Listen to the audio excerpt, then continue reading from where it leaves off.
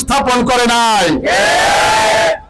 যারাই তারা মতের বিপক্ষে গিয়েছে সকলকে হত্যা করেছে, নয়তো আইনগরে নিক্ষেপ করেছে, না হলে বাংলাদেশে আসা নিষিদ্ধ করে দিয়েছে।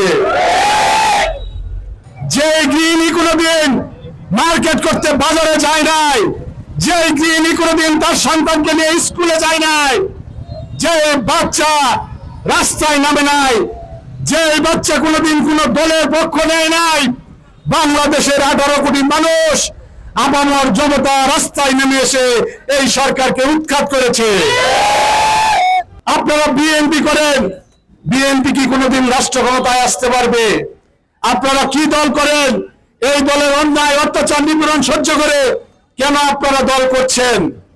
আজকে আপনাদেরকে আমি একটি উৎকৃষ্ট উদাহরণ দিতে চাই।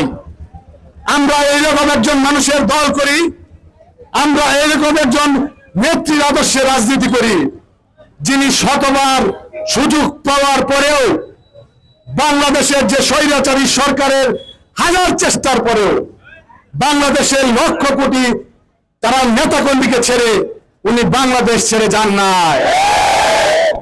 যারা বিএনপি করে, যারা বিএনপির একজন কর্মী, যারা বিএনপির একজন সমর্থক, এর থেকে বড় পাওনা আর কিছু হতে পারবে না। আমরা একটা উন্নত বাংলাদেশ গড়ব। বর্তমানে যারা দায়িত্ব পালন করছেন আমরা তাদেরকেও সহযোগিতা করব। বাংলাদেশ আমাদের এই হালুয়াঘাট ডুবরা সেটা হবে একটা শান্তি শহর। এইখানে কোনো চাঁদাবাজি হবে না, এখানে কোনো সন্ত্রাসী হবে না, এখানে মানুষের উপরে কোনো জুলুম হবে না। আপনারা দেখেছেন ইতিমধ্যে আমরা পূজা উদযাপন কমিটির সাথে মিটিং করে আমরা প্রত্যেকটা ইউনিয়নে এই সনাতন ধর্মাবলম্বীদের যে পূজা মণ্ডপ সেইগুলো পাহারা দেওয়ার জন্য আমরা বিভিন্ন জায়গায় কমিটি করে দিয়েছি। আমি আপনাদেরকে শতভাগ নিশ্চয়তা দিতে চাই, এই বাংলাদেশ আমাদের যতটুকু, আপনাদের ততটুকু। আপনি বাংলাদেশি, আমিও বাংলাদেশি, এর থেকে সত্য বাংলাদেশে আর কিছু নাই। বাংলাদেশকে বাঁচাতে হলে, বাংলাদেশের মানুষকে বাঁচাতে হলে, বাংলাদেশের স্বাধীনতাকে বাঁচাতে হলে, বাংলাদেশের সার্বভৌমত্ব বাঁচাতে হলে বিএনপি সহ অঙ্গ সংগঠনের প্রত্যেক দিন প্রত্যেক রাত সজাগ দৃষ্টি রাখতে হবে।